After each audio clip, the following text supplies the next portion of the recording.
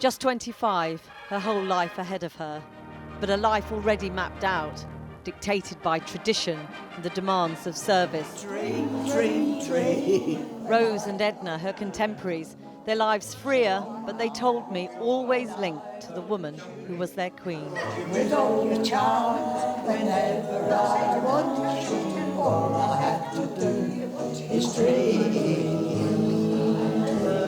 You've gone through so many wars, you've gone through so many crises, and you still kept the same dignity that you had when you first walked down the aisle with the crown. Her childhood, a permanent apprenticeship for her role. I feel that I am speaking to friends and companions. Here at 14, rallying the spirits of young evacuees at the beginning of the war. And when peace comes, remember, it will be for us, the children of today, to make the world of tomorrow a better and happier place.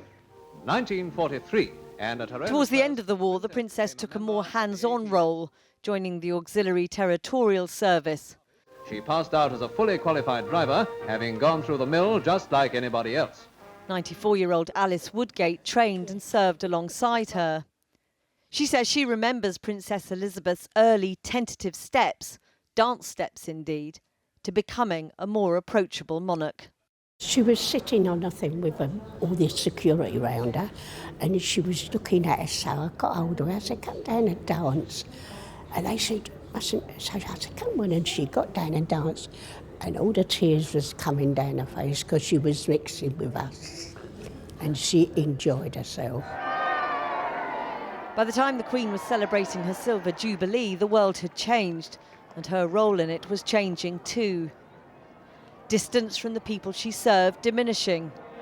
She was now a queen some felt they could touch.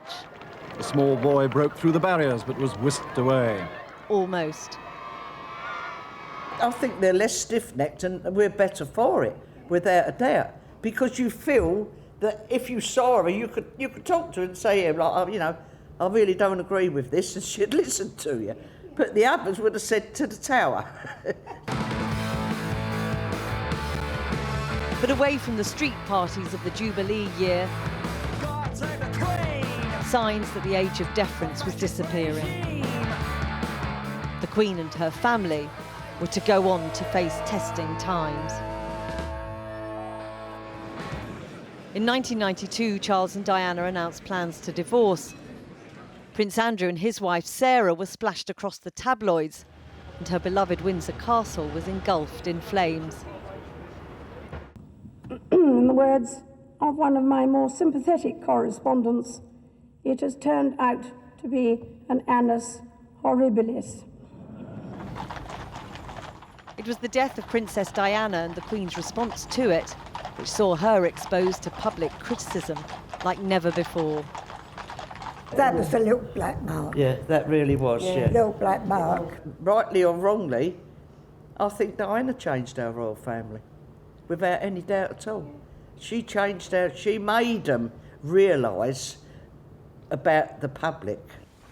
63 long years, a lifetime's work, in return from her admirers' undimmed devotion. As for some of the rest of the royals, they're a little less polite about them. They're obviously still very wealthy at a time when a lot of people are struggling. Is that wrong? A lot of this, they call them the hangers-on, say Andrews and Fergie's children. Yeah. And, they're young enough to get a job and earn money and, earn a bit themselves. But I don't, other than that, the Queen, OK, little way down. But after that, right, start going out and earning. I would like to see it skip a generation, because I would rather see William take the throne than Charles. Why is that? Because Charles deceived Diana. Poor old Charles isn't very popular around here, is he? No, he isn't, no.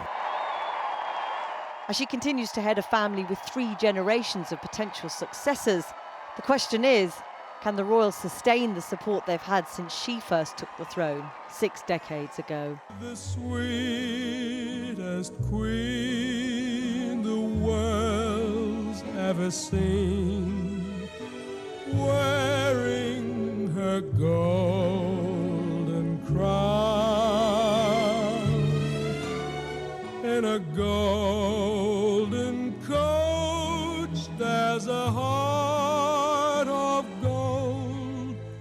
that belongs to you.